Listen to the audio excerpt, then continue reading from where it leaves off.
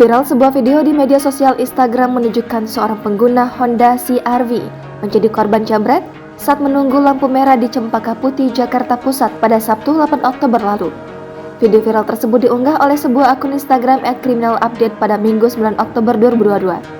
Dalam rekaman CCTV, memperlihatkan pengendara Honda CR-V saat kejadian lagi menunggu lampu merah dengan menaiki kendaraan roda 4 jenis Honda bernomor polisi B2452 STU.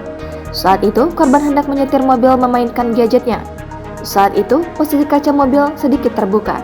Kemudian tak lama datang seorang pria berhelm datang menghampiri korban. Dan ternyata, HP pengendara mobil dirampas pria berhelm tersebut. Korban sempat turun dari mobil. Hanya saja, mobil yang dia kemudikan tidak bisa ditinggal sebab dalam keadaan macet akibat terhenti karena lampu merah. Sementara pelaku sudah kepalang terbirit kabur dengan barang curian. Kasat Lantas Jakarta Pusat, Kompol Purwanta menyebut bahwa saat ini pihaknya belum mendapat laporan dari pihak korban. Lebih lanjut, dia mengimbau agar para pengendara selalu waspada saat berkendara baik roda 2 maupun roda 4. Pasalnya, kejahatan bisa terjadi di mana saja dan kapan saja dengan memanfaatkan lengahnya korban.